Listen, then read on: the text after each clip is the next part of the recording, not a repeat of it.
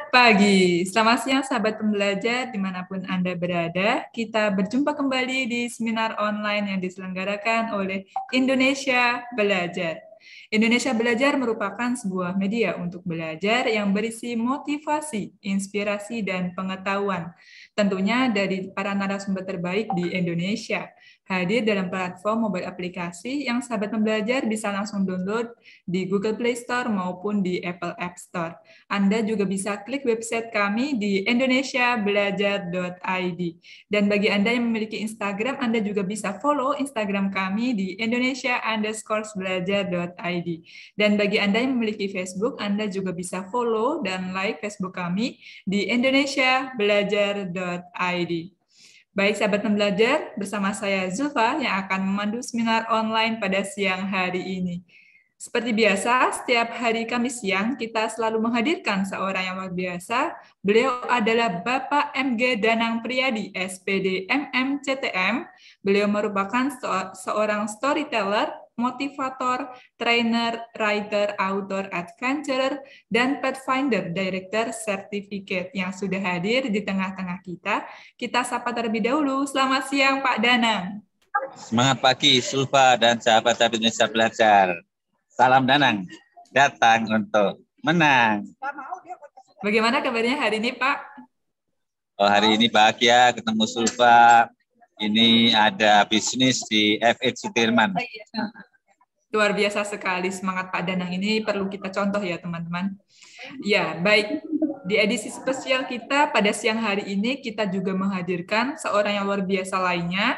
Beliau adalah Bapak Agus DS, pendongeng nasional dan internasional. Yang tentunya juga sudah hadir di tengah-tengah kita. Kita sapa terlebih dahulu. Selamat siang Pak Agus. Sambil menunggu Pak Agus, kita akan berbicara dengan Pak Danang terlebih dahulu.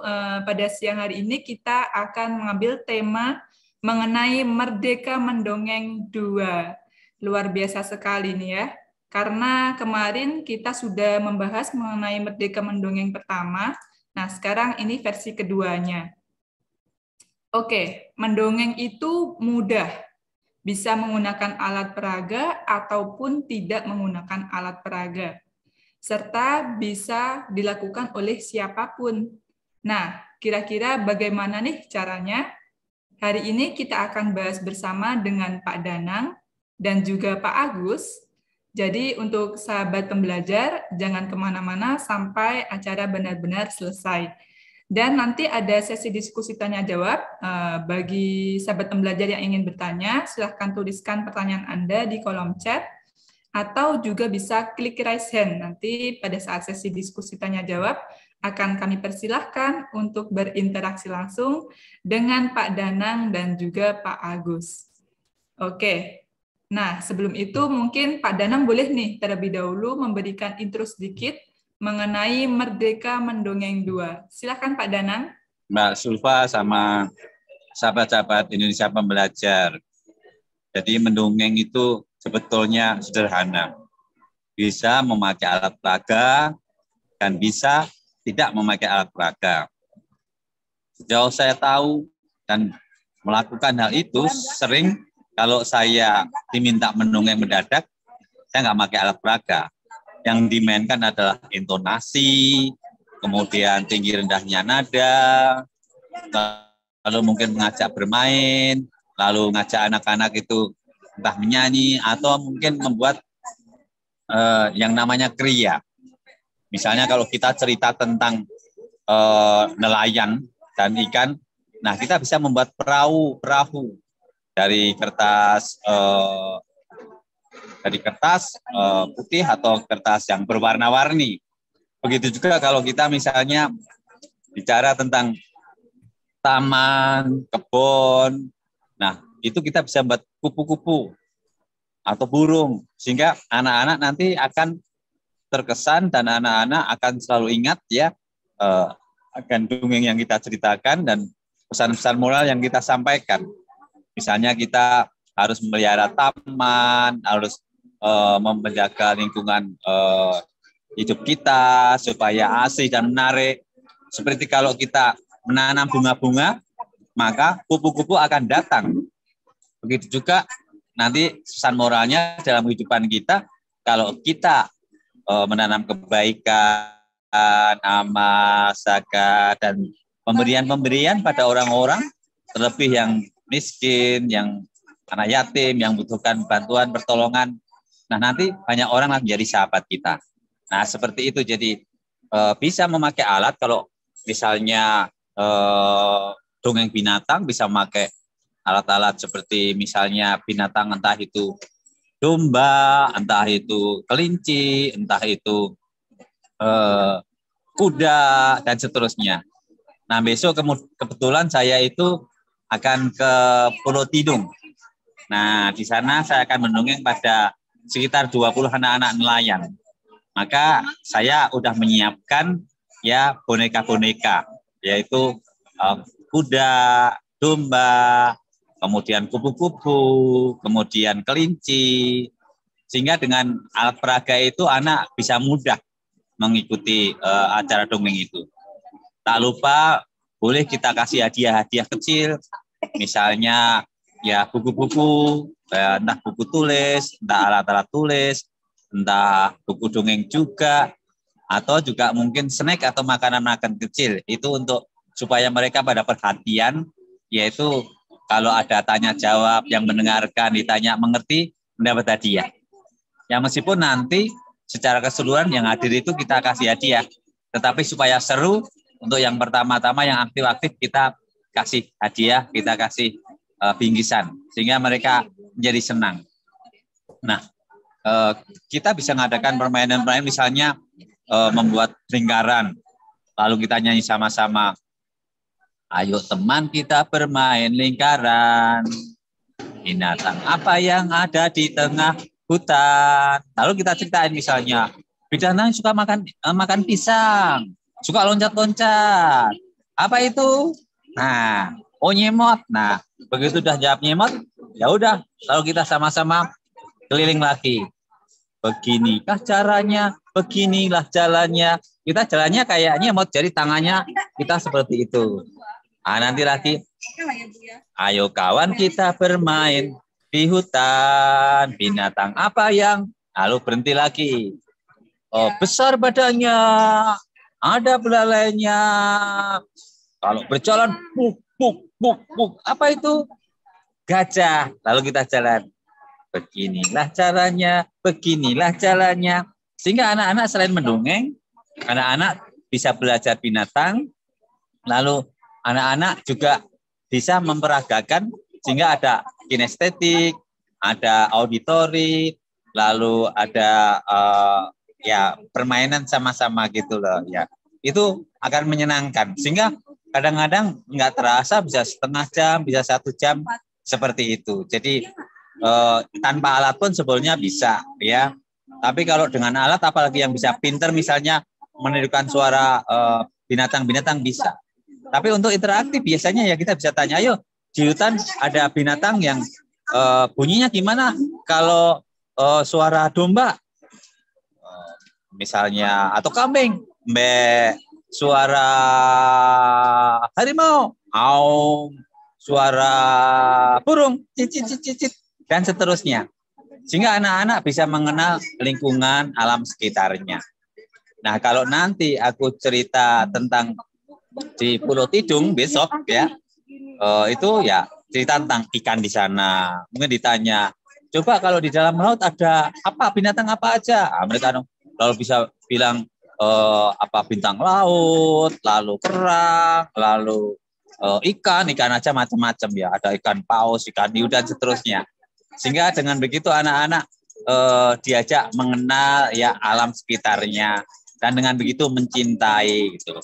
Apalagi kalau nanti misalnya dihubungkan dengan kehidupan sehari-hari.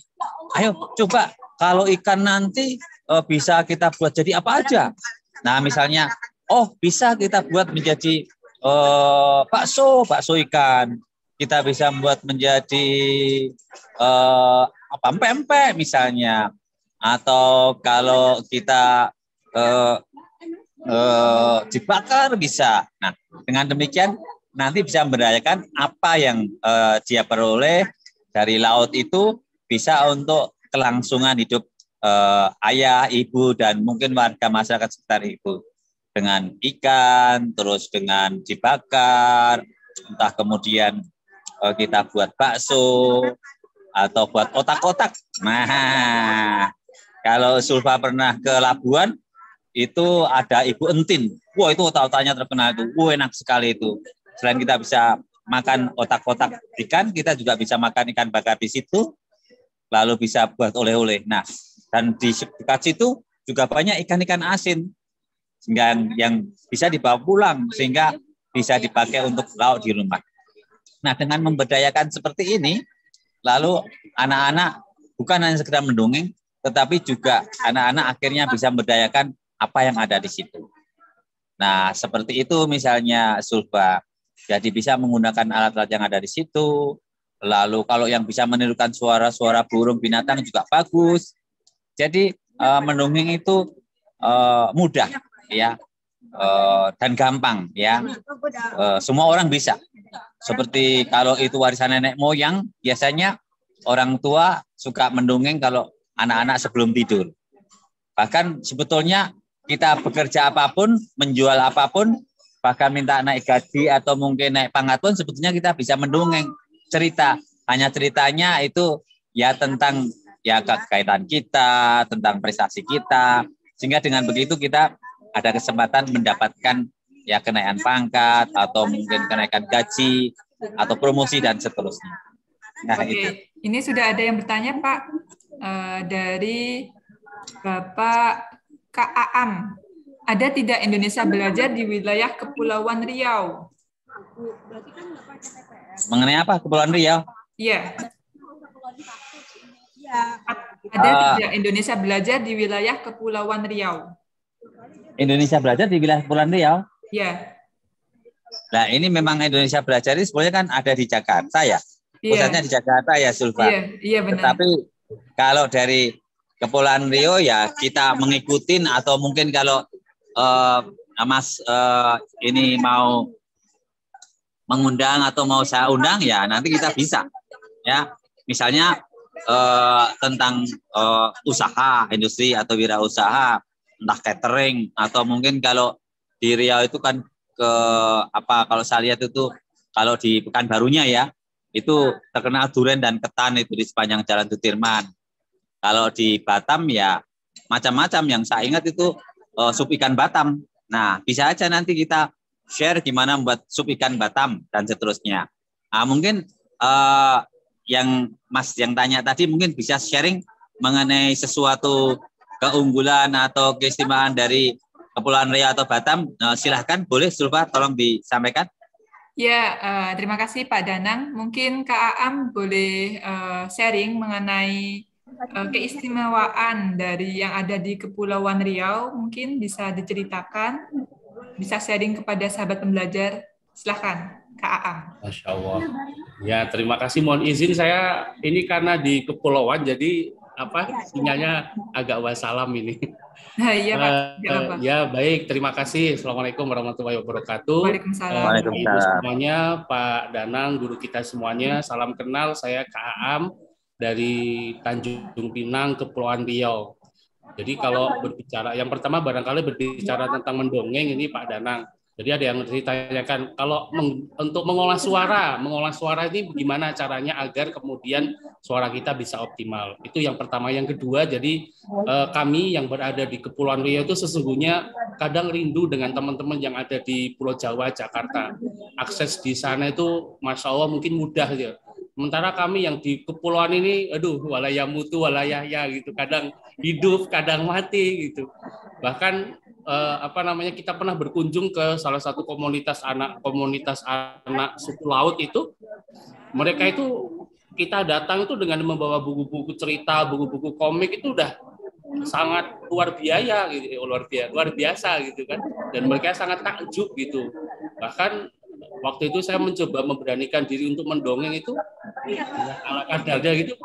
Mereka sangat antusias dan apa ya, memang kadang karena mungkin kita kepulauan gitu ya, bahkan jarak antar pulau itu juga harus kadang disesuaikan waktu kapal. Inilah kemudian, tapi ini menjadi semangat kami begitu. Karena memang kita kan di kepulauan itu berbatasan dengan beberapa negara bagian. Kalau yang di Pulau Bintan itu beberapa jam itu sudah sampai ke Vietnam, sudah sampai ke Singapura, bahkan kita cuma 1 jam, Malaysia dan sebagainya. Tapi yang menjadi informasi kami yang di sini adalah memang akses untuk kemudian anak-anak yang ada di kepulauan ini yang Masya Allah luar biasa, sangat mungkin butuh perjuangan gitu kan. Mereka ke sekolah aja naik namanya kayak kapal, namanya pong namanya. Jadi kayak rakit lah ya, kecil itu, dan perjuangannya sungguh sangat luar biasa gitu.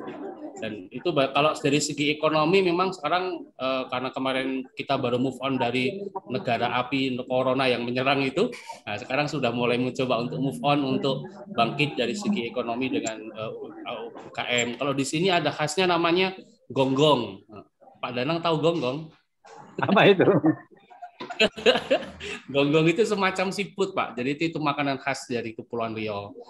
Salah satunya ya gonggong, mie lendir, tarempa, sagu itu memang alhamdulillah sudah mulai move on itu. Dan beberapa waktu yang lalu juga Pak Presiden itu Jokowi juga hadir ke Kepulauan Riau itu, dan alhamdulillah support banyak terkait dengan UMKM ini. Saya tertarik dengan Indonesia Indonesia belajar ini. Boleh saya tahu komunitas atau bagaimana nih? Terus bedanya dengan Indonesia mengajar itu apa? Mohon informasinya. Terima kasih atas kesempatannya. Ini Mas tinggalnya di Kepulauan Riau, jadi ya, saya bukan baru daratan ya. Di Tanjung Pinang, Kepulauan Riau. Oh, Tanjung Pinang. Iya. Yeah. Wah, itu kan terkenal yang di sono itu tempat-tempat wisata yang luar biasa yang berseberangan dengan Singapura kan ya? Ya, kalau di sini dekat banyak pantainya, Pak. Jadi kalau pantai itu di sini insya Allah recommended lah. Oh, dekat dengan Pulau Penyengat yang terkenal ya, dengan Pulau Penyengat, dan alhamdulillah di Bintan itu ada satu tempat wisata kolam renang terbesar se-Asia Tenggara. Yang di Pulau Bintan itu. Kan ada Raja Ali Haji yang suka menulis apa itu, ya kan? Itulah yang menjadi cikal bakal bahasa Indonesia. Bahasa Indonesia itu cikal bakalnya ada di Pulau Penyengat. Nah, ini yang kemudian tidak diakses oleh anak-anak sekarang begitu. Raja Ali Haji itulah yang kemudian terkenal dengan Gurindam 12 yang menjadi cikal bakal dari bahasa Indonesia. Kalau kita nak cakap Melayu sikit-sikit lah ke sini nih. Ya. Mas, kan saya udah di chat itu kan ada nomor HP saya. Siap. 0851, tolong disimpan, lalu nanti Mas kirim ke saya alamatnya, nanti yang jauh tahu saya punya, nanti saya copy, saya kirim. Misalnya tadi tanya gimana belajar intonasi suara tinggi rendah dan seterusnya, lalu apa yang diperhatikan dalam mendongeng, nanti saya kopian, saya kirim. Tolong kirim alamat lewat WhatsApp saya itu ya. Siap, Pak. Nah, kalau sebentar mengenai pelatihan suara, dulu saya itu orang kampung, anak 8, ya pemalu, penakut. Tetapi dengan belajar maka terus akhirnya bisa menjadi juara membaca puisi, juara pidato, bisa juara mendongeng, juara macam-macam lah. Nah, itu karena belajar. Sehingga dimanapun tempat kita, kalau kita mau berusaha, itu pasti akan ada hasil. Nah, caranya waktu itu saya ya belajar, misalnya teriak, Tuhan aku cinta padamu, dari ujung lapangan ke lapangan yang lain. Kalau pernah lihat lapangan sepak bola, betapa kita harus kenceng. Maka setiap kali saya ngomong itu kadang-kadang nggak sadar selalu kenceng. Sampai istri saya selalu bilang, kamu ngomongnya pelan-pelan, jangan kenceng-kenceng. Karena sudah biasa. Atau bahkan waktu latihan itu kita naik pohon cemara di atas, lalu teriak dari atas, di bawah denger nggak? Nah, sehingga nanti suara kita itu bisa ditangkap baik dekat maupun jauh. Nah, itu kita akan latihan. Baik, sebelum lanjut nanti pertanyaan, mungkin Sulfan nerangin gimana Indonesia belajar, apakah hanya di Jakarta atau tadi ada bedanya dengan Indonesia mengajar. Silakan Sulfa untuk memberikan jawaban. Ya, terima kasih Pak Danang atas jawabannya mengenai mengelola suara agar optimal tadi ya. Kuncinya adalah dengan cara belajar dan terus praktek ya, karena kita dimanapun dengan cara kita belajar pasti nanti hasilnya bisa sesuai dengan kerja keras kita, seperti itu ya Pak Danang. Nah, mengenai Indonesia Belajar ini pusatnya ada di Jakarta, KAAM. Jadi kita ini bekerja sama dengan Pak Danang. Jadi kalau misalkan ingin sharing mengenai ilmu yang ada atau yang bidang apa yang ingin di-sharingkan kepada sahabat pembelajar, itu bisa nanti berkomunikasi dengan Pak Danang, kemudian kita jadwalkan seperti itu. Kita ada di hari Kamis, nanti kita bisa jadwalkan untuk KAA mungkin bisa mengisi menjadi pematerinya seperti itu ya, sharing mengenai malu saya jangan dulu, saya masih belajar, malu lah. Kita malu di Kepulauan Riau masih jauh lah. Kita belajar dulu lah ya. Malu saya. Iya Pak, tidak apa-apa. Nanti mungkin langsung saja berkomunikasi dengan Pak Danang ya Pak ya. Nanti bisa kita jadwalkan gitu kapan untuk sharingnya seperti itu. Iya, terima kasih. Iya, sama-sama Kak Aam. Kalau Indonesia Mengajar itu kan dari dulu dari Pak Anies atau Anies Baswedan, waktu dia menjadi dosen atau mungkin rektor di Universitas Paramadina. Sehingga dia mengajak orang-orang yang ayo mau membantu anak-anak yang di daerah-daerah atau di pelosok-pelosok siap untuk membantu mengajar. Nah, itu pada waktu dulu ya, kayaknya sudah lewat ya. Saya nggak tahu kelanjutannya, tapi itu memang pada waktu Pak Anies Baswedan menjadi rektor Universitas Paramadina. Dan sekarang menjadi gubernur sehingga mungkin sudah beda lagi urusannya. Ya, kalau Indonesia Belajar ini ya kita bisa belajar apa saja, ya bisa sharing. Nah, kalau dengan Mas Aam itu sebetulnya nanti bisa lewat WA saya kita koordinasi. Misalnya kita nanti ngobrol mengenai ya tempat-tempat wisata Pulau Riau sehingga orang-orang nanti bisa mengenal Kepulauan Riau. Misalnya tadi Mas Aam tadi bisa cerita tentang apa bagusnya Pulau Penyengat. Misalnya apa indahnya Balerang, ya kan? Jembatan Balerang yang terkenal itu kan, ya. Lalu kemudian di situ ada patung apa ya? KKM itu ya, patung apa Cina itu kan ada di pulau apa itu. Nah, itu ada misalnya, terus keunikan misalnya bakso ikan yang terkenal itu sop ikan Batam. Nah, sehingga lewat Indonesia Belajar orang-orang terinspirasi. Oh, ternyata banyak gitu. Lalu misalnya kalau kita mau berpetualang dari Batam ke Singapura dengan naik kapal, ya itu kan bisa. Misalnya kalau pengen menikmati seharian, ya kita berangkat kapal paling pagi, katakanlah misal jam 5 pagi, pulang yang paling malam, jam 9 malam. Sehingga kita bisa mengeksplor di Singapura ya dengan leluasa ya, dengan harga yang mungkin lebih murah atau miring dibandingkan naik pesawat. Nah, ini kan bisa kita cerita. Sehingga nanti boleh saya katakan wisata di Pulau Batam dan sekitarnya. Nah, di situ kan juga bisa Mas Aam cerita tentang hotel-hotel bintang 5 yang semalam itu Sulfa ada yang bisa 40 juta, 60 juta loh Sulfa. Minat di situ. Iya, misalnya The Bayantri itu. Dan di situ tempat wisata itu cukup mewah karena meniru apa yang ada di Singapura. Jadi disiplin.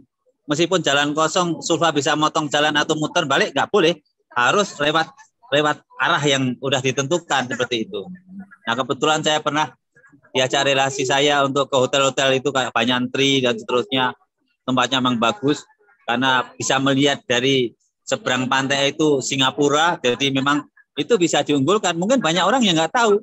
Tapi dengan nanti Mas Aam cerita mengenai Tanjung Pinang, keistimewaan makanan-makanan di situ, tempat-tempat wisata pantai, atau di Pulau Penyengat ada Raja Ali Haji yang menulis Gurindam dan terkenal, asal-usul bahasa Indonesia, sehingga orang menjadi kenal mengenai Batam, Tanjung Pinang, lalu Penyengat, tahu tempat wisata di sekitar Kepulauan Riau. Jadi Kepulauan Riau itu dibagi dua, Sulfa. Kepulauan Riau daratan, yaitu Pekanbaru, yaitu ibu kotanya Pekanbaru. Lalu kepulauan namanya kepulauan apa ya? Ya kepulauan, Riau Kepulauan itu artinya yang banyak pulau-pulaunya karena ada di pantai-pantai atau pokoknya banyak di sekitar laut-laut itu. Nah, itu pusatnya di Batam. Sehingga Riau itu dibagi menjadi dua, Riau Daratan dan Riau Kepulauan. Nah, seperti itu. Sehingga dengan demikian orang menjadi lebih kenal. Misalnya tempat wisata yang Nangsa atau mana itu yang tempat wisata pantai yang bagus dengan hotel-hotel kayak di Nusa Dua Bali. Sehingga dengan demikian orang-orang lebih kenal dengan Tanjung Pinang, Batam, Pulau Penyengat dan seterusnya. Itu nanti kita whatsapp-whatsappan dulu ya Mas Am. Jadi bisa Indonesia Belajar bisa menginspirasi untuk masyarakat atau orang dari Sabang sampai Merauke, dari Makassar sampai Pulau itu lebih kenal dengan Kepulauan Riau, lebih kenal dengan Pulau Penyengat, lebih kenal dengan Tanjung Pinang dan seterusnya. Begitu, Zulfa. Baik, terima kasih Pak Danang. Ya, itu tadi ya Kak Aam, mungkin nanti boleh berkomunikasi terlebih dahulu dengan Pak Danang, kemudian nanti bisa dijadwalkan untuk sharing terkait mengenai keistimewaan yang ada di mana ya tadi? Di wilayah Kepulauan Riau. Ya, ya baik. Terima kasih kepada Pak Danang. Mungkin dari sahabat pembelajar ingin bertanya mengenai mendongeng, silahkan masih kita buka. Jika tidak ada, mungkin saya boleh nih Pak bertanya mengenai topik kita, mendongeng. Nah, menurut Pak Danang, kalau mendongeng kan kita harus memperhatikan beberapa faktor nih Pak, terkait ekspresi, intonasi gitu kan, dan mungkin ada banyak lagi yang lainnya. Nah, menurut Pak Danang, hal-hal apa yang harus kita perhatikan sih Pak untuk kita mendongeng atau bercerita kepada orang agar diperhatikan dan kesannya itu menarik gitu Pak? Nah, pertanyaan yang bagus ini Zulfa. Jadi kita harus berani malu. Misalnya kalau nangis, memang muka kita jelek, tetapi itu menjadi menarik karena menjadi orang bisa menghayati, menangis itu. Lalu sedih, ya kalau sedih ya mukanya jelek, jangan takut. Nah, dengan begitu ekspresi wajah ini membuat orang-orang menjadi lebih nyata mendengarkan cerita, ya. Dan itu bisa belajar dari cermin. Ya, makanya guru yang baik juga dicermin.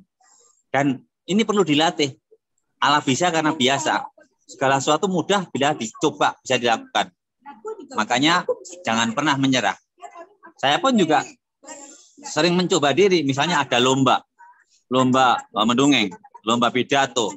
Coba Zulfa bisa bayangkan di Jakarta Hilton Convention Center, tempat yang indah, tempat yang mewah seperti itu. Kita kadang-kadang udah takut duluan. Wah, saya ini orang kampung. Wah, saya ini jelek. Wah, saya kan cuma begini. Apa bisa menang? Tapi saya membuktikan saya bisa jadi juara 1. Bahkan sertifikatnya dari Amerika Serikat. Nah, ini kadang-kadang kita takut sebelum maju. Jadi, yang penting berlatih terus, Zulfa, dan jangan takut kelihatan jelek. Dan kita bisa berlatih di mana-mana, terutama dengan cermin. Entah itu gimana kalau senyum, gimana kalau sedih, gimana kalau ketawa, dan muka yang jelek itu jangan takut kita. Nah, Allah bisa karena biasa, maka kalau kita berlatih, apapun bisa termasuk mendongeng, apalagi dongeng ini adalah warisan nenek moyang kita. Begitu, Zulfa. Luar biasa sekali jawaban dari Pak Danang ya. Intinya kita harus belajar dan berani untuk malu. Terus kita berlatih apa yang bisa kita lakukan, terutama dalam bercerita, bisa kita latih di depan kaca gitu ya Pak ya? Ya. Ya. Ini kalau sharing lagi ya, nanti minggu depan atau Kamis depan kita akan belajar dari Ibu Jesni. Ini seorang guru yang bukunya udah ada di Zulfa ya. Yeah. Itu 13 tahun mengajar. Dan dia merasa sukses dalam mengajar karena setiap kali mau mengajar itu diawali dengan dongeng.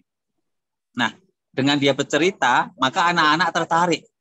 Sehingga sebelum belajar yang serius, katakanlah matematika, tapi karena dengan dengar dongeng dulu, hatinya senang, maka belajarnya jadi mudah.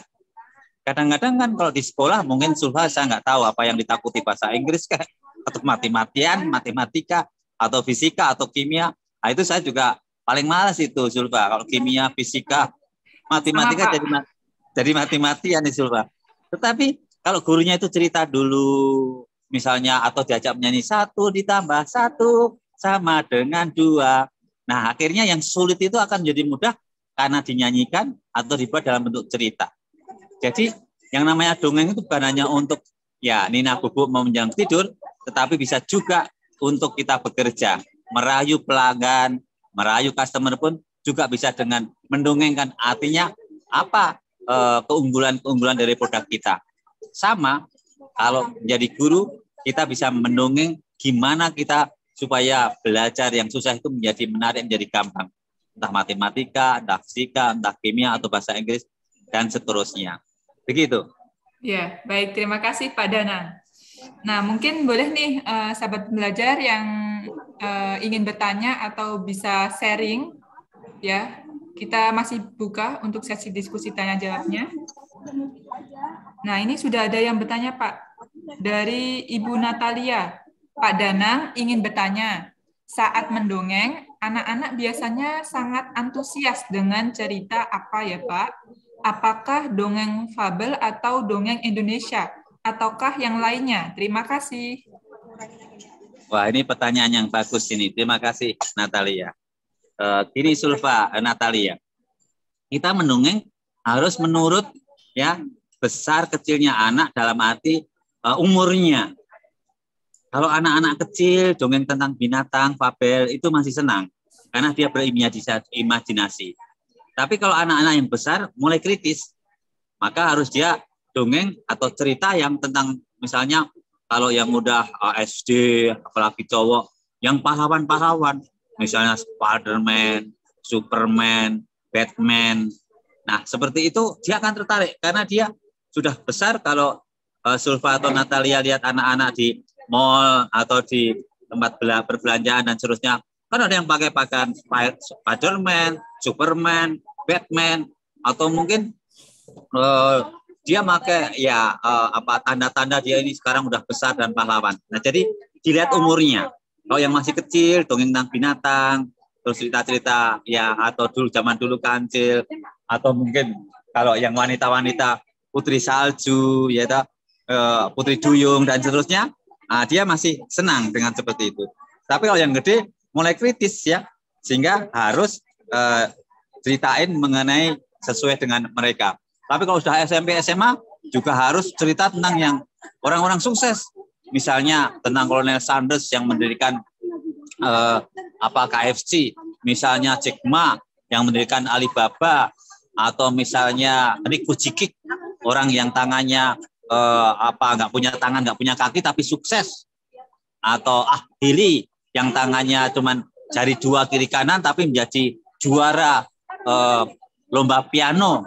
Nah, sehingga mereka yang udah gede ini termotivasi untuk sukses seperti mereka aja yang cacat-cacat bisa, atau misalnya Helen Keller, dia udah bisu, tuli, tetapi akhirnya dia bisa menjadi dosen, bisa mengajar. Sehingga pertanyaan Natalia yang bagus itu, Sulfa, itu dilihat umurnya, lalu nalarnya, sehingga disesuaikan dengan umur, usia, dan cara berpikir itu, sehingga tetap menarik. Gitu. Nah, kalau yang gede-gede ya, langsung misalnya diajak praktek, misalnya tentang kesuksesan, gimana membuat bakso, gimana bermain sepak bola, gimana bermain musik, sehingga dia langsung bisa praktek, bukan hanya sekedar dengar cerita atau dongeng. Seperti itu, ya Sulfa dan Natalia. Baik, terima kasih Pak Danang. Ini Pak Agus sudah masuk ke Zoom. Mungkin kita sapa terlebih dahulu. Selamat siang Pak Agus. Masih di mute Pak.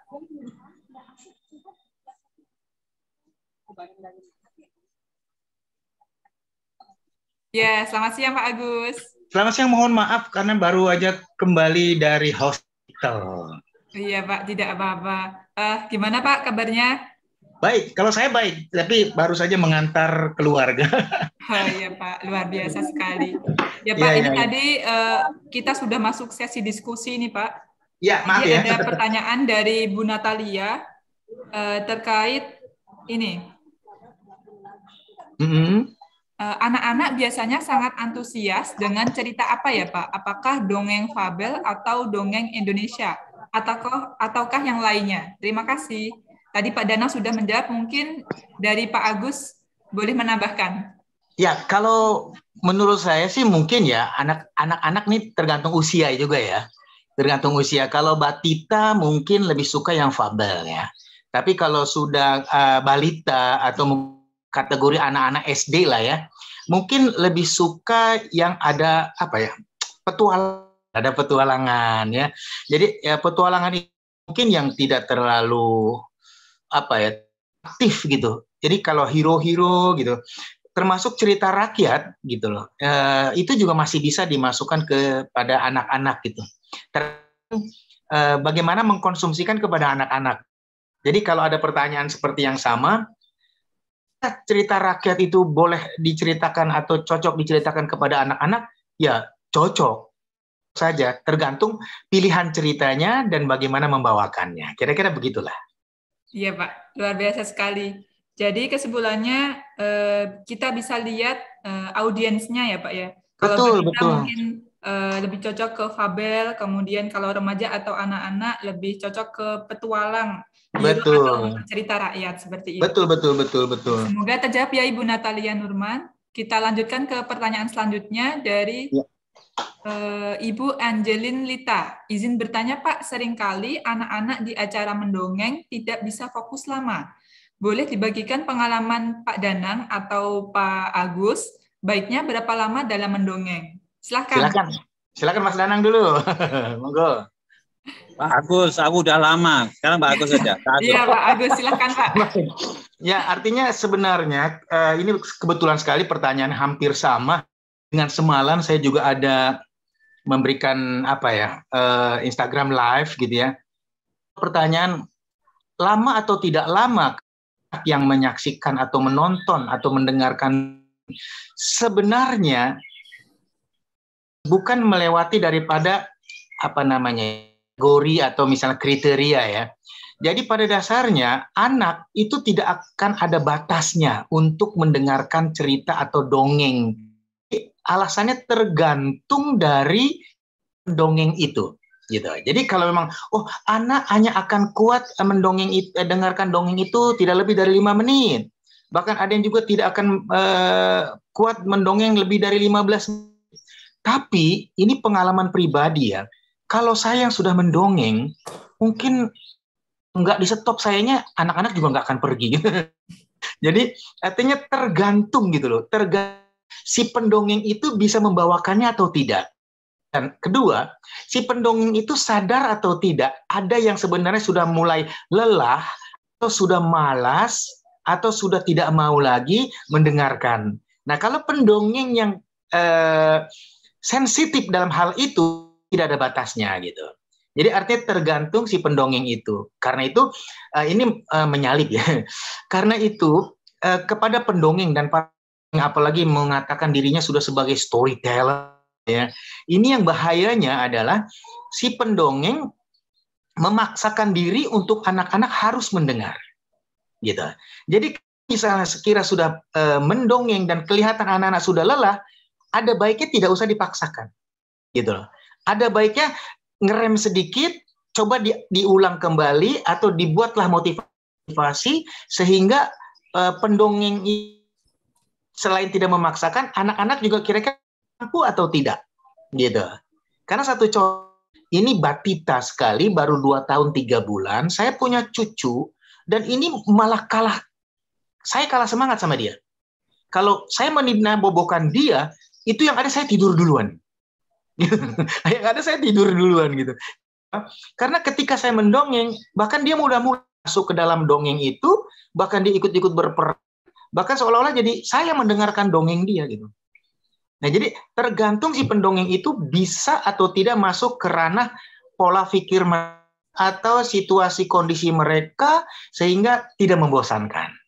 Ya, kira-kira itu. Ya, baik. Jadi tergantung si pendongengnya ya Pak ya. Betul.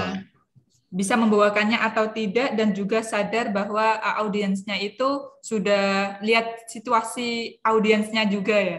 Iya.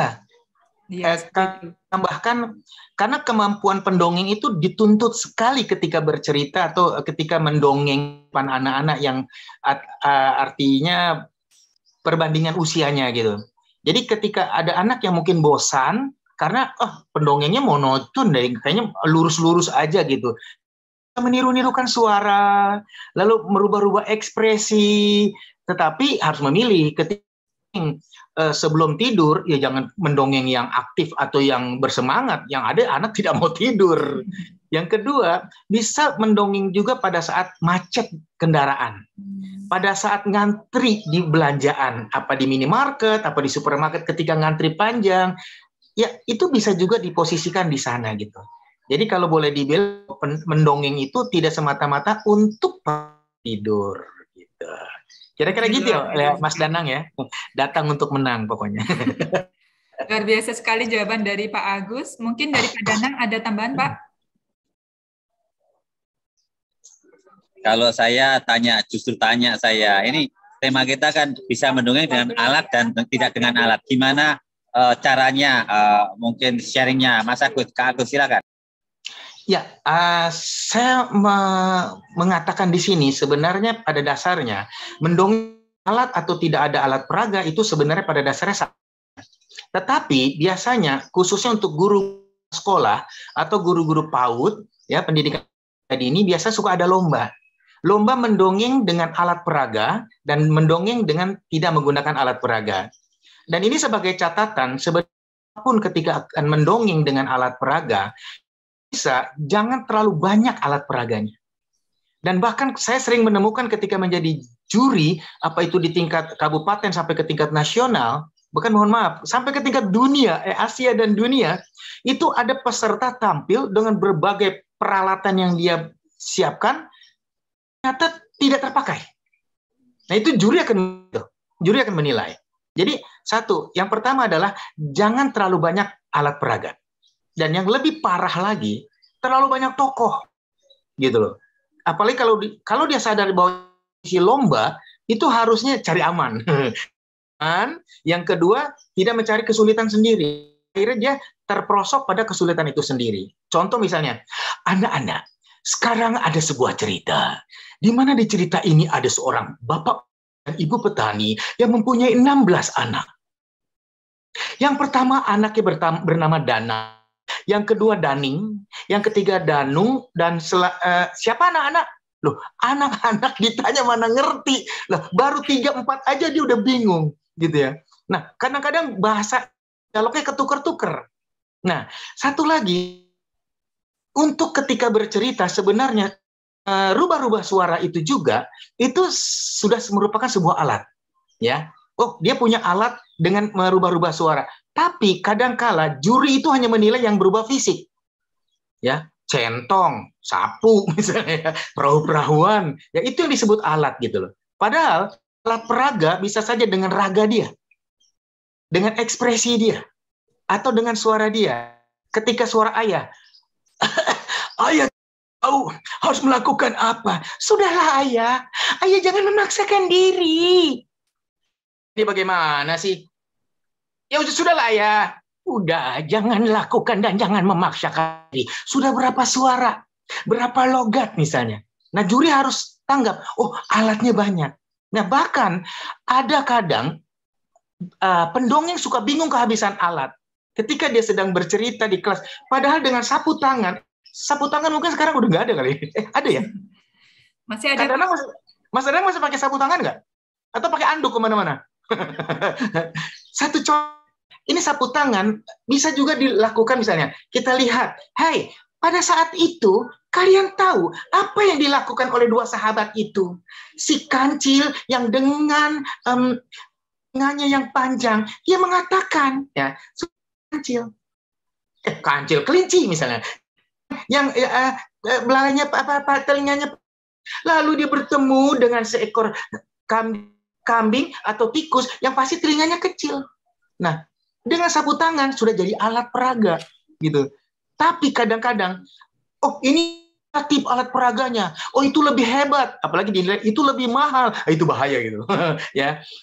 Alat peraga atau misalnya dengan tangan digabung ya, misalnya jadi saya tidak melakukan itu.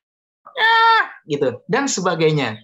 Nah, jadi artinya kalau misalnya untuk ayah dan ibu di rumah, kakek dan nenek, terus aduh mendongeng kayak Mas Danang susah nih buku ini, apalagi bukunya harus bestseller gitu ya. Terus aku harus mendongeng pakai boneka, berarti aku harus memiliki banyak boneka. Tidak, kaos kaki misalnya, kaos kaki dimasukkan, lalu dikasih karet, lalu misalnya dikasih mata-mata, itu juga sudah menjadi alat gitu loh. Nah, beda kalau sudah profesional ya. Kalau sudah profesional misalnya, ini salah juga. Nah, ini maaf nih. Sekarang banyak pendongeng-pendongeng yang menghalal satu cara, bukan berbagai macam cara. Menghalalkan satu cara. Dia bilang, nah adik-adik, kakak sendiri, kakak punya teman. Teman-teman, aku udah. Nah, akhirnya dia akan terperosok. Aduh, suaranya udah pas nih. Mendongengkan yang lain, dia nggak ketemu suaranya. Itu yang salah. Ya, salah perangkap sendiri. Yang kedua, kebanyakan ketika memainkan boneka, dia lupa ini dia sebagai storyteller atau petir, pemain boneka, atau sebagai ventriloquist. Nah, ini tidak bisa menghalalkan ya semua cara. Kalau ventriloquist, ketika bonekanya berbicara, dia tidak boleh bergerak mulutnya, tidak boleh terbuka. Kalau bergerak mungkin bergerak ya. Hari ini aku sudah sekolah dan aku boleh nggak diam dulu? Oke. Ya, kira-kira seperti itu. Nah, kebanyakan pendongeng ketika dia main, hai teman-teman, aku ada teman kalian. ngomong. Kira-kira seperti itu. Nah, itu boleh dibilang sebagai pemain boneka atau puppeteer. Nah, jadi artinya dengan menggunakan alat peraga, tidak menggunakan alat peraga, tidak mesti harus boneka atau dengan buku atau dengan mainan-mainan. Bisa, ini pernah sekali saya memecahkan rekor untuk saya sendiri. Saya berbelanja 1 jam alat dapur. Garpu menjadi suami, sendok menjadi istri atau bapak dan ibu, kakek, bahkan centong nenek. Ya, dan untuk garpu kue itu cucu. Wah, itu rame sekali dan bahkan saya sendiri jadi bingung mau berhentinya kapan. Tapi setelah itu jadi rugi karena nggak kepake lagi, yang ada masuk ke dapur semuanya, ya. Tapi artinya dengan alat peraga apa saja, ayah dan bunda tidak perlu memaksakan diri. Jadi pakai alat atau tidak alat peraga sebenarnya sama saja. Tapi ketika lomba ada kriteria yang berupa alat peraga, biasanya yang fisik. Tapi catatan jangan terlalu banyak. Ya, kira-kira itu. Terima kasih Pak Agus, luar biasa sekali ya, daging banget materinya pada siang hari ini. Nah, ini sudah ada Kak Aam, Pak Agus yang ingin berinteraksi langsung, mungkin langsung saja, silakan Kak Aam. Ya, terima kasih Bun. Pak Agus, mohon tunjuk ajarnya apa bedanya antara teater dengan mendongeng. Kadang kalau saya lihat itu ada peserta yang cerita sampai nangis-nangis, sampai jungkir balik, itu malah yang menang. Sementara yang ada yang peserta cuman duduk, dia runtutan ceritanya bagus, malah kalah begitu. Jadi ini pakemnya tuh gimana Pak Agus? Batas antara teater dengan mendongeng. Mohon tunjuk ajarnya. Terima kasih. Baik, Kak Aam atau Mas Aam, langsung ya Bun. Ya, silahkan Pak, ya. Langsung saja. Ada ketika pada lomba, sekali lagi, ini mungkin bocoran rahasia, gitu ya. Rahasia yang tolong jangan sampaikan kepada siapa-siapa ya, terutama kepada para juri ya. Gitu. Jadi kakak, om, tante, ayah atau bapak dan ibu guru, Mas Danang boleh dekatkan telinganya gitu. Jadi ketika mau lomba, biasanya pelatih akan melihat siapa di juri. Oh, jurinya nari. Cepat-cepat rubah situasi supaya peserta yang kita latih banyak-banyakin gaya tarinya atau sendera tarinya. Kemudian, jurinya orang teater nih. Rubahlah sedikit gerak dan gaya si pendongeng itu atau murid kita itu untuk gaya-gaya teater. Biasanya, dan sebenarnya ini tidak adil. Jadi kalau kata Kak Aam tadi, Mas Aam, ada pendongeng yang ketika dengan gaya jungkir balik dan sebagainya, darah dan sebagainya, itu yang menang. Belum tentu kalau saya jurinya. Ya, jujur, jurinya belum tentu. Bahkan saya pernah diprotes ketika menjadi juri lomba mendongeng tingkat nasional. Dia bilang, itu sampai mohon maaf ya, datang ke kamar saya di hotel, tok pintu, mau protes, kok protes masuk ke kamar ya. Ayo kita kembali dulu ke. Dia bilang, kok tadi ada pendongeng yang cukup diam aja kok malah jadi menang, sedangkan jungkir balik udah nangis dan sebagainya. Gini, Bunda, kebetulan yang protes Bunda. Kriteria seorang pendongeng tidak layaknya seorang teater atau seorang pemain teater. Kenapa? Seorang pemain teater ketika dia bermain semua lakon digayakan dan semua lakon itu diperagakan, malah kalau di dalam dunia mendongeng terkesan dia sebagai sedang bermain sosiodrama. Kriteria pendongeng manis, nah anak-anak. Nah bahkan kata mengucapkan nah anak, banyak pendongeng mau anak-anak mau orang dewasa tidak diucapkan. Nah anak-anak, ayah bunda, akhirnya cerita ini, pada itu, iya teman-teman. Nah ini sapa menyapanya kadang sangat-sangat kurang. Itu sebenarnya harus. Karena logikanya sebagai seorang pendongeng, nah pada saat itu, kemudian, akhirnya si kura-kura dengan perlahan-lahan dia sembunyi di semak-semak. Ngedengerin ya, nungguin ya. Dia bicara dengan tidak ada suara. Itu mendongeng. Tapi kalau semua diragakan, bahkan mohon maaf, ada yang sampai jungkir balik, benar sekali, bahkan keluar air mata dan parah.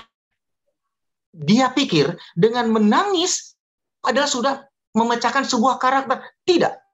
Apalagi nangisnya nggak berhenti-berhenti. Nah, anak-anak akhirnya situasi. Dan bahkan bisa keluar dan bahkan tidak akan nyambung. Loh, ketika pangeran berbicara, seharusnya kan pangeran bicara dengan gegap gempita, tidak menangis. Bukan begitu, Tuan Raja. Kalau begitu, itu adalah anakku. Tidak, anakmu adalah yang sudah mati. Tidak, itulah anakku. Ini nangis sejadi-jadinya, begitu raja bicara, tidak bisa.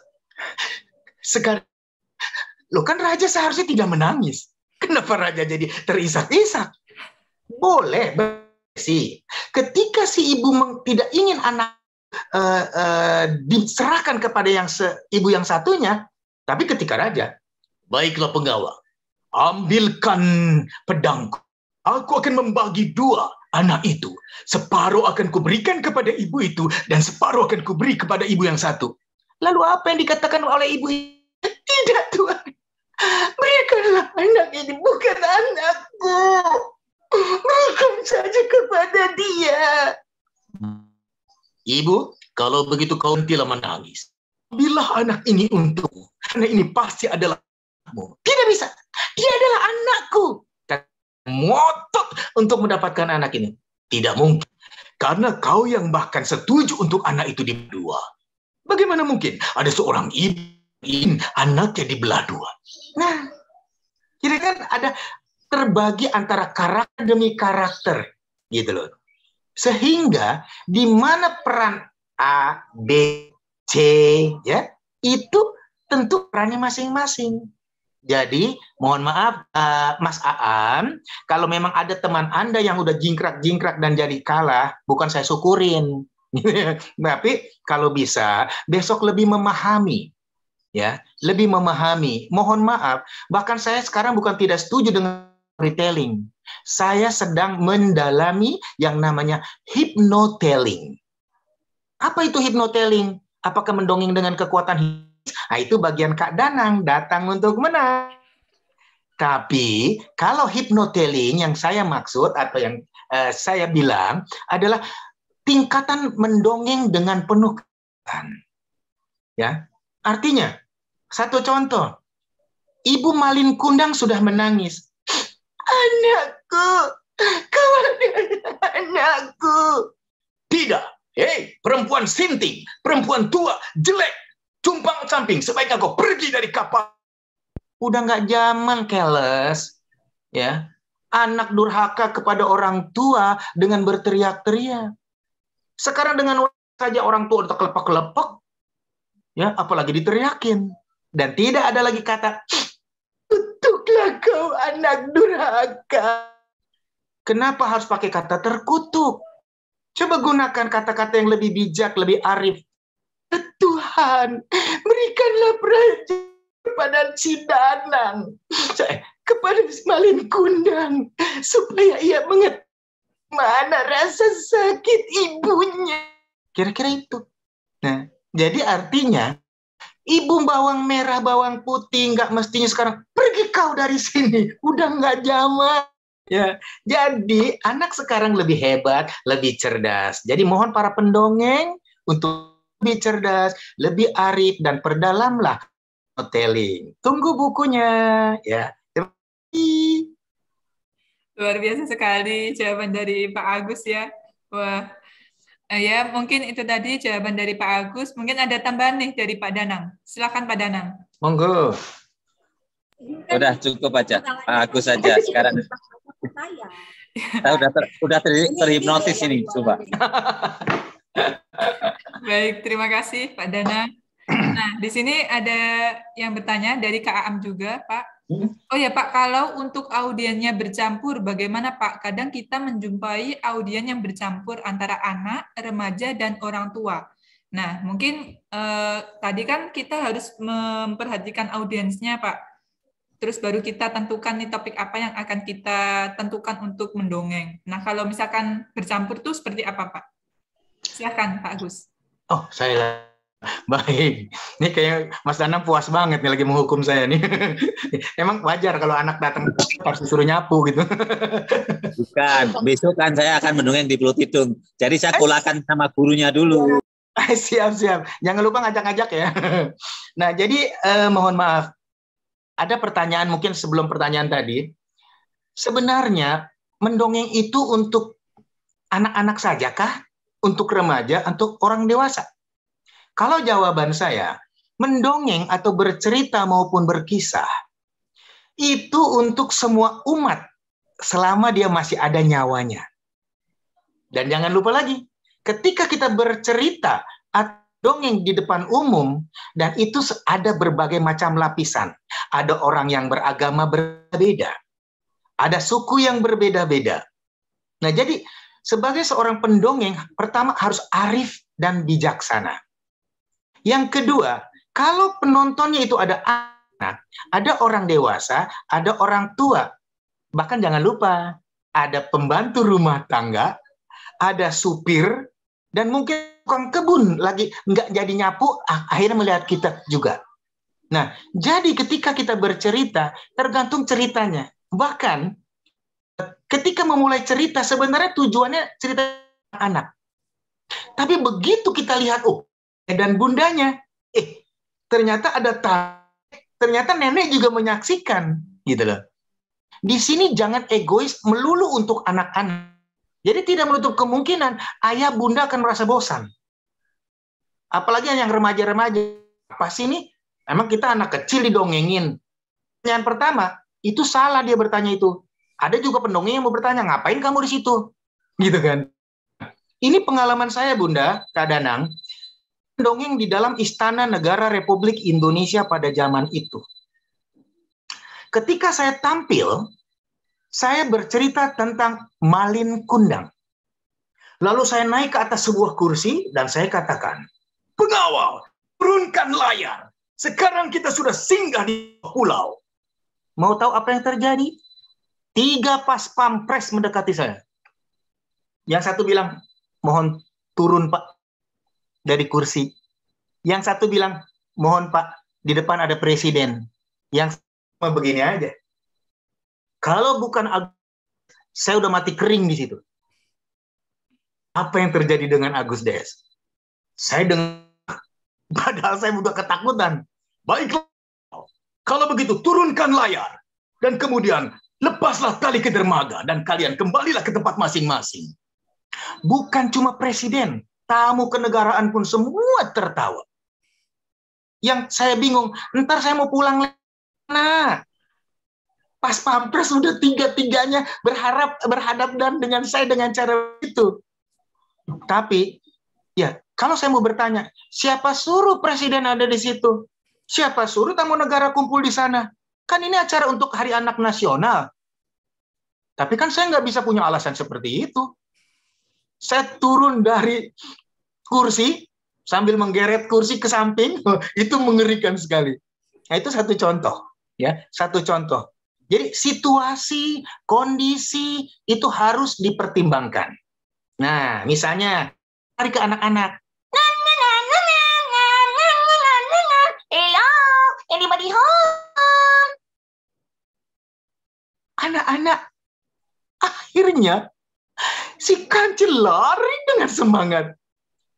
Tahu nggak apa yang dikatakan oleh serigala?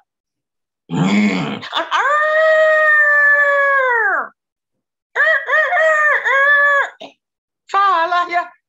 Itu biasanya yang ketawa bukan anak kecil, orang remaja. Hei bego. Itu peralahan bodoh. Masa serigala kukuruyuk gitu kan? Gitu. Tapi akhirnya si kancil merasa ia ingin sekali meminta maaf pada Pak Petani. Hai petani, aku berjanji, aku akan nakal lagi, swear. Ya, dengan begitu ayah dan bunda akan merasa, ya Allah, pendongengnya keren banget. Ya Allah, si kancil ramah sekali, santun. Semua lapisan merasa suka. Merasa suka. Apalagi ketika dia berhadapan dengan serigala, apa yang dilakukan? Aku tidak takut padamu. Tata hitorino, tata kaini, tari sasiti, simsu toki. Dalam pertarungannya, seorang diri berubah. Anak-anak TK gembira sekali melihat Satria Baja Hitamnya. Tapi anak-anak remaja merasa bangga karena itu idolanya. Ayah dan ibunya, aduh berapa ya manggil pendongeng ini bayarannya? Kan kira ya, insya Allah selama pendongeng itu tanggap Kak Am, pasti pendongeng itu akan laris, walaupun nggak laris laku lah ya. 40 tahun lebih sampai sekarang masih hidup. Ya, makasih. Baik, luar biasa sekali jawaban dari Pak Agus ya.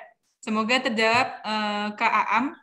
Ini ada komentar dari Bu Angelin Rita tadi. Terima kasih Pak, ilmunya keren. Ya, mungkin sahabat pembelajar yang ingin bertanya bisa langsung tuliskan pertanyaan Anda di kolom chat ya. Ini masih kita buka. Nah, mungkin sambil menunggu pertanyaan dari sahabat pembelajar, mungkin saya boleh bertanya nih Pak. Silakan. Tadi kan siapapun bisa mendongeng ya Pak ya. Baik itu yang memiliki kepribadian introvert maupun ekstrovert.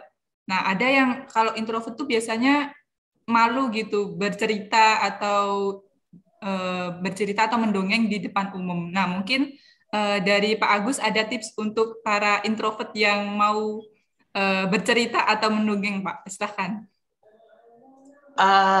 Yang pertama biasanya munculnya itu bukan dari peserta yang ya, mau ekstrovert maupun introvert gitu ya.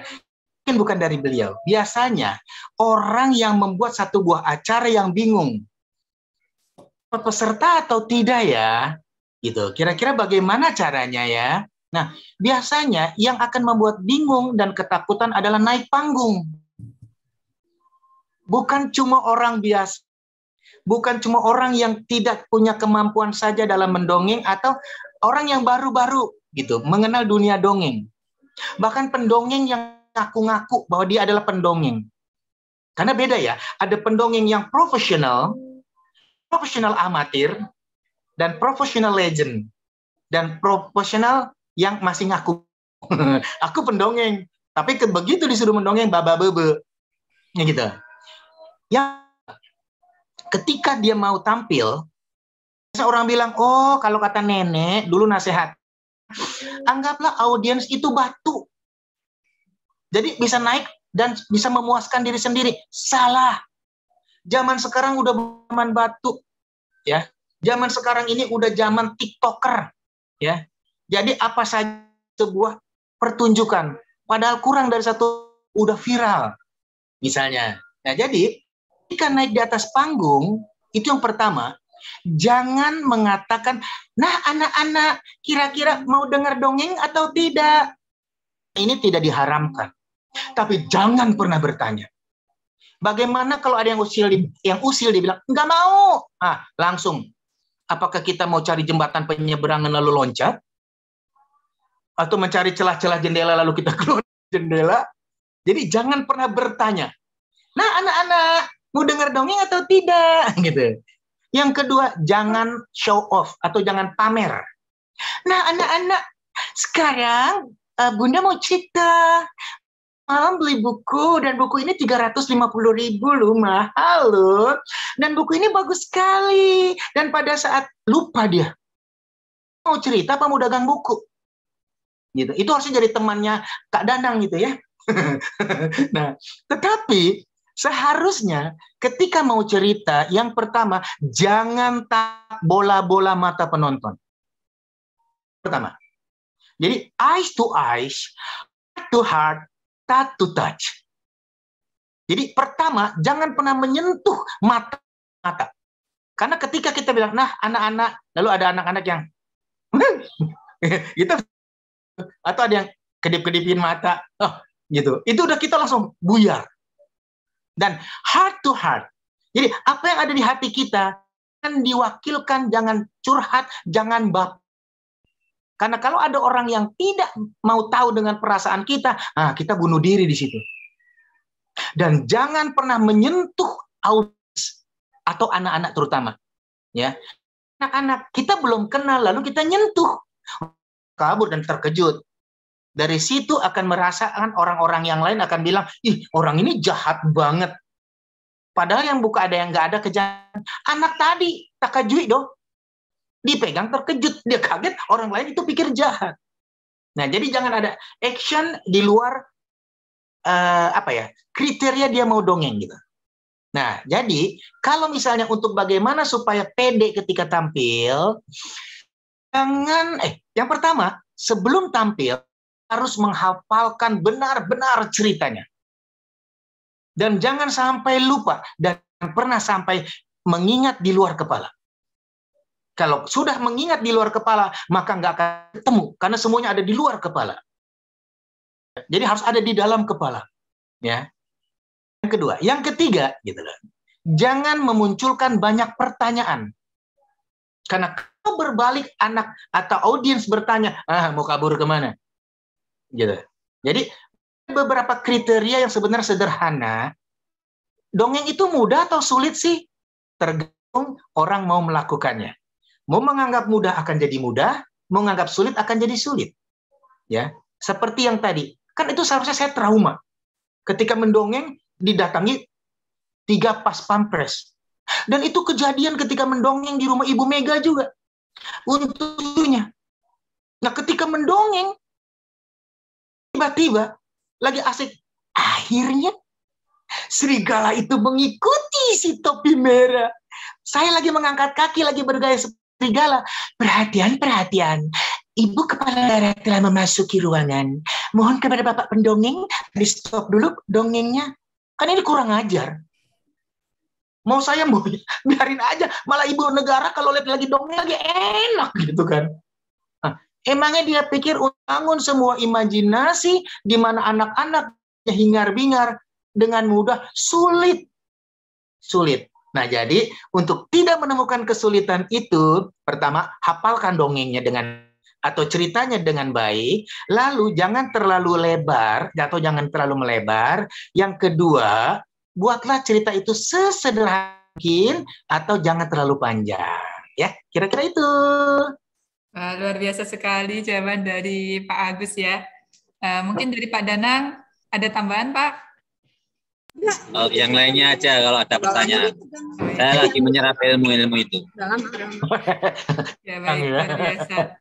Ini tadi sudah saya rangkum ya. Jadi tipsnya itu kita harus menghafal benar-benar cerita yang ingin kita dongengkan.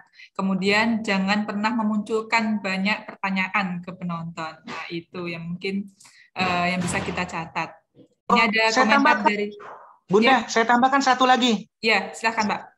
Biar kalau ketika saya sendiri mengalaminya, ketika nervous atau tiba-tiba merasa gugup sehingga lupa tadi lagi cerita apa gitu ya, lagi cerita apa gitu.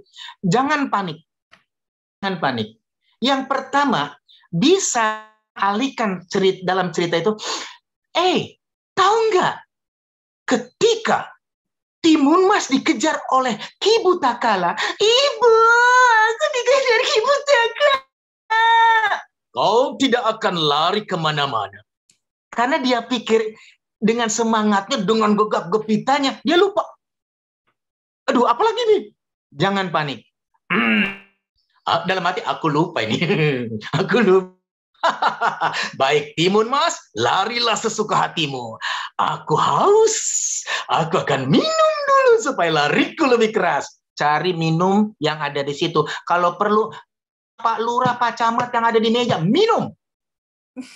Ya, seolah-olah kita improvisasi. Padahal tapi sambil mikir tadi apa ya, harus bagaimana ya, kira-kira itu. Yang kedua, ketika lagi bercerita, Ibu, aku dikejar Ki Butakala. Raksasa. Gue lupa apa nih?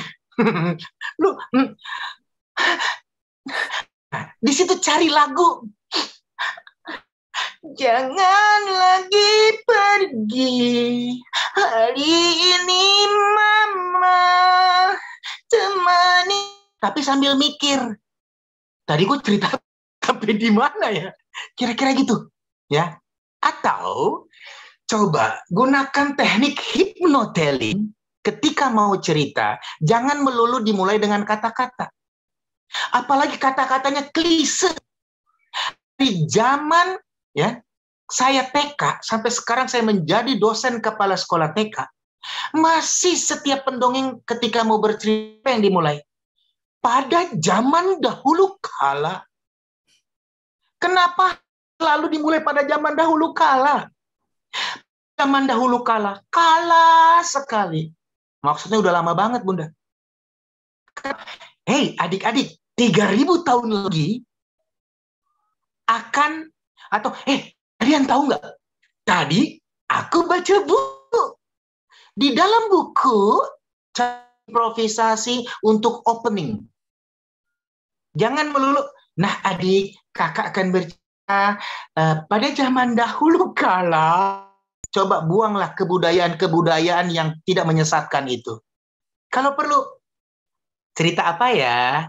Mari menyusun seroja.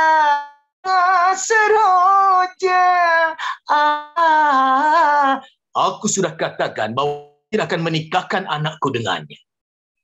Lalu ibunya menjawab, kok ndak mau nyondak begini? Dia anak kita satu-satunya. Ya, nyanyi dulu. Kalau perlu bermain musik dulu, ya. Jadi lebihlah kreatif, jadilah pendongeng yang kreatif.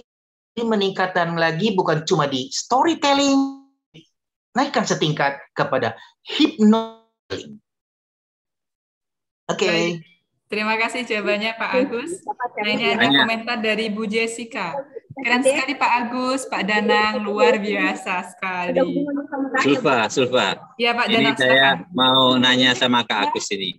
Jadi kalau untuk menghindari lupa, gimana kalau kita membuat story map? Misalnya catatan kecil, misalnya Timun Mas dikejar-kejar raksasa. Kita hanya nulis aja. 1, biji ketimun. 2, jarum. 3, terasi misalnya. Itu untuk ngingat. pada waktu dikejar pertama kali oleh raksasa itu, kita pertama kali kita tebar biji timun sehingga tumbuh timun-timun yang menghalangi lari raksasa. Yang kedua misalnya jarum, tumbuh akhirnya pohon-pohon bambu yang menghalangi. Yang ketiga terasi, akhirnya ada lautan yang menghalangi raksasa ngejar di timun emas. Gimana dengan buat story map itu sehingga kalau kita mau lupa ngelihat sepintar gitu kan nggak apa-apa, gimana Kak Agus? Oh ya, sangat dibolehkan. Karena itu ada salah satu penerbit buku, dia membuat buku panduan bercerita, bahkan besarnya buku itu luar biasa, bahkan menyerupakan sebuah kalender, ya, seukuran kalender itu kurang lebih sekitar 40 kali 70 cm, ya, kan? Jadi ketika gambar di depan kepada di belakangnya ada tulisan, Jadi ketika dibalik ada tulisan. Nah, ini mungkin buat pendongeng pemula ya, yang kerjanya cuma nyontek gitu loh. Jadi sebagai pendongeng, dan kalau memang dia udah merasa bahwa aku nyaman di dalam dunia dongeng ini, benar-benar itu yang namanya dongeng itu harus dihafalkan. Memang ketika kita nervous, gugup, bisa lupa. Gitu loh. Jadi mungkin pendongeng adalah orang yang paling jago ngeles. Ya. Nggak usah teh kotak datang kepada kita dari anak-anak, tapi kita juga udah bisa ngeles. Jadi ketika salah, ketika kurang, oh ya bagaimana ya, gitu loh. Karena itu gunanya seorang pendongeng rajin-rajinlah banyak membaca buku. Sehingga ketika dongeng yang satu dibawakan, ini keren banget. Kalau misalnya dia lagi mendongeng Malin Kundang deh misalnya, Malin Kundang. Dia ada lupa sedikit, dia bisa lari ke dongeng Si Lancang yang mirip-mirip ceritanya dari Riau. Apalagi lari lagi ke Sampuraga. Ini mirip-mirip banget, gitu ya. Jadi yang paling terpenting adalah hemat kalimat, hemat bahasa, nanti tidak akan terbentrok, gitu loh. Karena kebanyakan gini, saya juga dulu mengalami hal kadang. Apalagi mohon maaf, mungkin salah satu pendongeng yang sangat-sangat interaktif dan geletakan kalau kata orang ya. Apa gitu ya? Kalau kata orang Sunda apa ya? Nggak bisa diem gitu. Jadi ketika tadi Ki Butakala, raksasa hendak mengejar timun mas, lalu timun mas itu melempar ke timun. Wow, banyak sekali buah ketimun, kata raksasa. Lalu raksasa mengejarnya dan saya lari ke anak-anak yang duduk di depan itu. Semua rambut mereka saya acak-acak sebagai ketimun, ya. Bahkan itu udah saya totol-totolin dengan spidol. Acak mulut, nyam nyam nyam. Wah, saya teriak. Oh, luka, rambut kau tajam gitu, ya. Jadi banyak improv yang dikembangkan. Saking improvnya interaktif luar biasa cerita itu. Asli lupa cerita. Bahkan saya sedikit nakal. Ketika saya di tengah anak-anak, kancing baju saya lepas. Saya bilang, tunggu dulu. Ini saya lagi lupa nih, tunggu dulu. Tunggu. Dari mereka, saya naik ke atas panggung, saya bilang, ini siapa yang cabut kancing saya? Siapkan baju saya. Gitu. Padahal sambil mikir, tadi bagaimana ya? Mau gimana lagi ya? Oh iya, lempar jarum. Gitu kan? Itu. Jadi benar-benar harus bisa ngeles. Tapi kalau bisa, jangan pakai contekan. Karena kalau udah pakai contekan, nanti akan terbiasa. Besok nyontek lagi.